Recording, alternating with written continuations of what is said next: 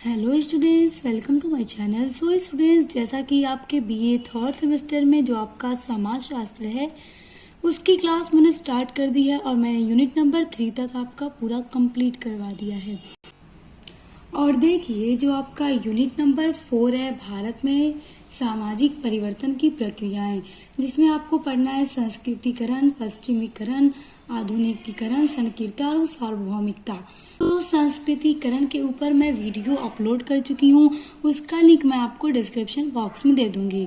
देखिए, आज की वीडियो का टॉपिक है आपके यूनिट नंबर 4 का पश्चिमीकरण। तो देखिए, पश्चिमीकरण होता क्या है।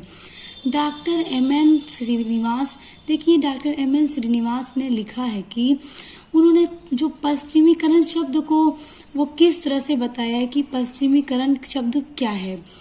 देखिए, ये लिखते हैं कि मैंने पश्चिमीकरण शब्द को ब्रिटिश राज्य के 150 वर्ष के शासन के परिणाम स्वरूप, यानी कि जो ब्रिटिश राज्य भारत में जब उनका शासन था, जब भारत हमारा अंग्रेजों का गुलाम था, तो उन्होंने जब 150 साल तक हमारे भारत में शासन किया और उनके यहाँ से चले जाने के परिणाम स्वरूप, यानी बाद में भारतीय समाज की जो संस्कृति में उत्पन्न हुए परिवर्तन हैं, यानी उनके जाने के बाद हमारे भारत के समाज में बहुत सारे परिवर्तन उत्पन्न हुए हैं।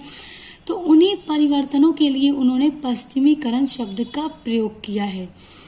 और वह यह शब्द विभिन्न स्तरों जैसे प्रौद्योगिकी, संस्थाओं, विचारधाराओं, मूल्य आदि में घटित होने वाले परिवर्तनों का द्योतक है।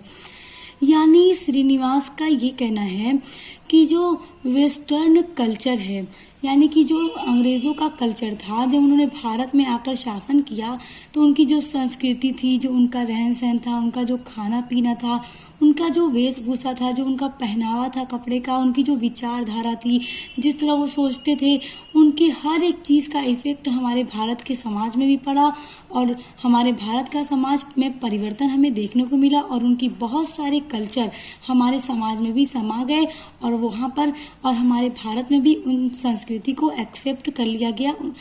तो वही उसी को हम मतलब श्रीनिवास ने पश्चिमीकरण शब्द का नाम दिया है कि जितना परिवर्तन ब्रिटिश शासन के देश संस्कृति से लिया गया है हमारे समाज में, उसी को उन्होंने पश्चिमीकरण का नाम दिया है।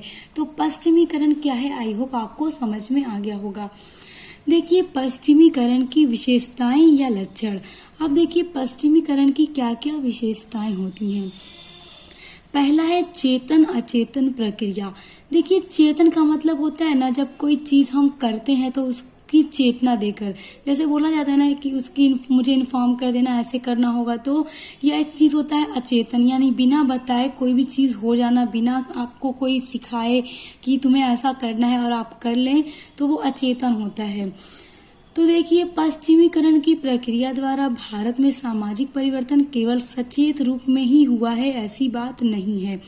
यानी कहने का ये मतलब है कि भारत के समाज में जो वेस्टर्न कल्चर आ गए हैं भारतीय समाज में, तो उनमें जो परिवर्तन हुआ है, तो ऐसा नहीं है कि ये एक सचेत रूप से हुआ है। यानी हमसे कहा गया था कि तुम वेस्टर्न कल्चर को एक्सेप्ट कर लो और उसी के हिसाब से रहो, उन्हीं की परंपराओं को फॉलो करो। ये सारी चीज़ें हमारे समाज के लोगों से कहीं नहीं गई थी। ऐसा नहीं था कि बता करके उसको एक्सेप्ट किया गया है या आपसे कोई ज़बरदस्ती कहलवा कर एक्सेप्ट करवाया हो।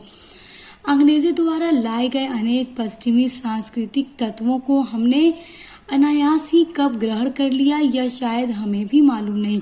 यानी अंग्रेज जो संस्कृति हमारे भारत में लेकर आए थे, तो हमारे समाज के लोगों को भी, यानी हमें खुद नहीं पता कि हमने कब उनकी संस्कृति को अपनी संस्कृति में शामिल कर लिया, कब उनकी संस्कृति को हमने एक्सेप्ट कर लिया, ये हमें भी नहीं पता।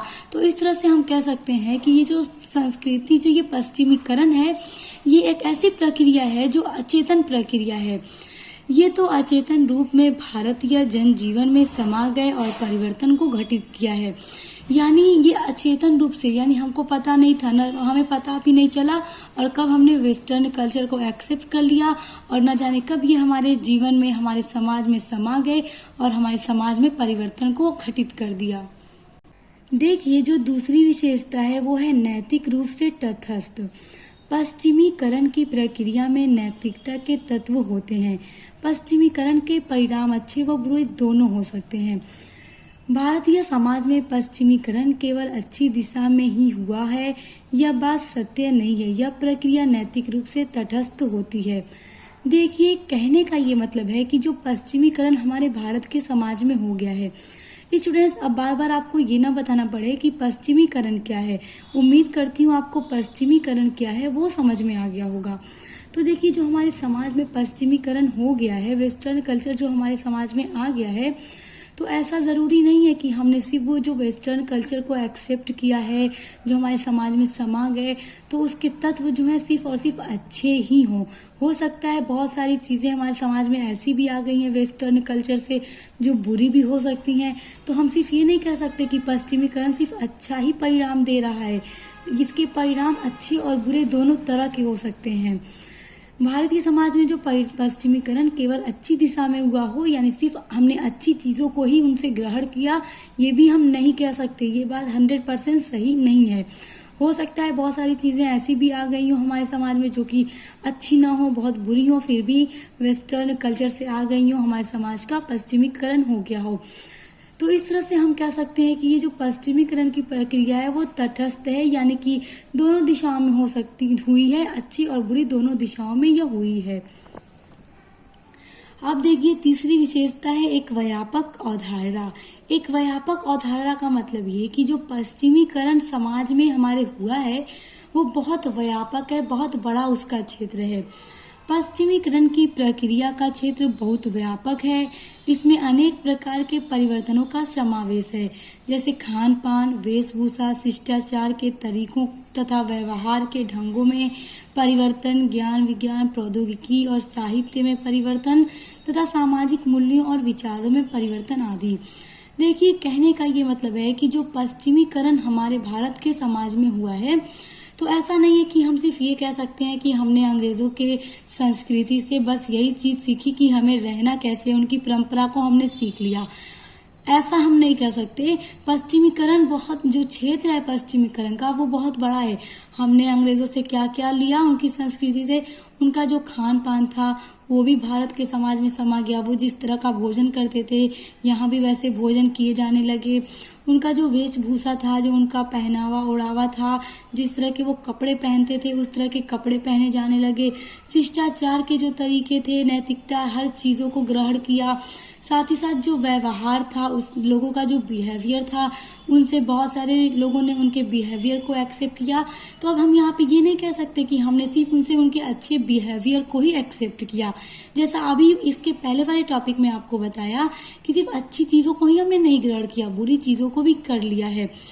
तो इस तरह हम नहीं कह सकते कि हमने जो उनका व्यवहार को एक्सेप्ट किया तो सिर्फ अच्छा ही हो सकता है बहुत सारे लोगों ने उनके गलत व्यवहार को भी एक्सेप्ट कर लिया और भारत के समाज में उसको समा दिया। और उसके साथ साथ जो ज्ञान विज्ञान है, जो प्रौद्योगिकी हो रही है, प्रौद्योगिकी स्टूडेंट्स क्या है, उम्मीद करती हूँ आपको पता होगा, क्योंकि प्रौद्योगिकी के ऊपर भी मैंने एक सेपरेट वीडियो अपलोड की है। उसका भी लिंक आपको डिस्क्रिप्शन बॉक्स में दे दूंगी, आप लोग देख लीजिएगा, क्योंकि ये आपके टॉपिक बहुत इंपॉर्टेंट है। इससे भी प्रश्न आपके एग्जाम में आ जाते हैं।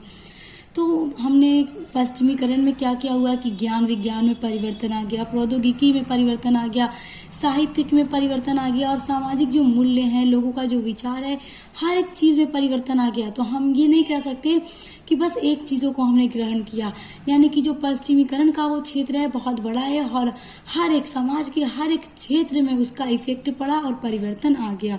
तो ये थी पश्चिमीकरण की कुछ विशेषताएं। आप इनको अच्छे से लर्न कर लीजिएगा, आपके एग्जाम में ये पूछा जाता है।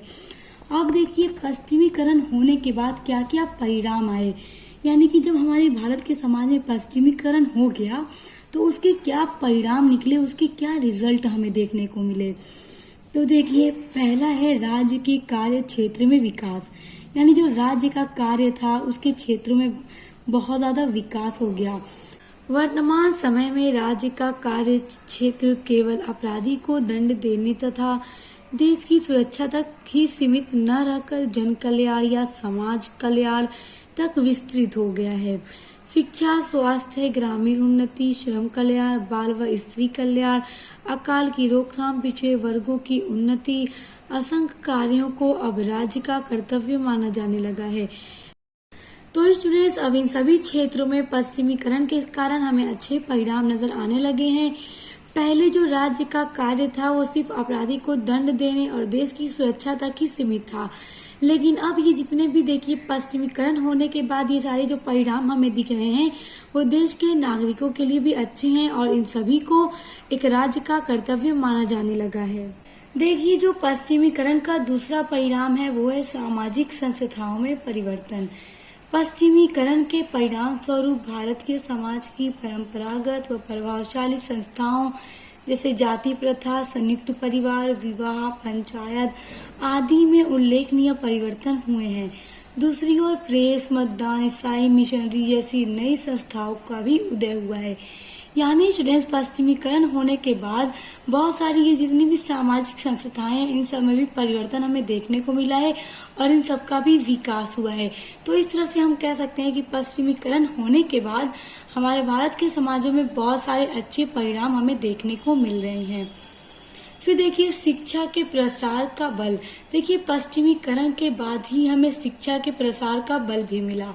शिक्षा प्राप्त करने का अधिकार सबको है, अतः सभी को शिक्षा संस्थाओं में प्रवेश पाने का समान अवसर मिलना चाहिए। वास्तव में यह विचार पश्चिमीकरण की ही देन है, यानी कि सभी को समान अधिकार है शिक्षा ग्रहण करने का। ये नहीं कि सिर्फ पुरुष को ही अधिकार है, बल्कि महिला और पुरुष दोनों को ही बराबर अधिकार है कि सभी लोग कॉलेज यूनिवर्सिटीज़ में एडमिशन लें और अच्छी से अच्छी हाई स्टडी को कंप्लीट करें। यानी ये पश्चिमीकरण की ही देन है कि आज सभी को शिक्षा लेने का समान अवसर मिल रहा है। तो इस तरह हम देख सकते हैं कि पश्चिमीकरण होने के बाद हमारे भारत के समाजों में बहुत सारे अच्छे परिणाम हमें देखने को मिल रहे हैं, जो सभी समाज के व्यक्तियों के लिए बहुत ही ज़्यादा अच्छे साबित हुए हैं। तो आई होप आपको ये सभी बहुत अच्छे से समझ में आ गए होंगे।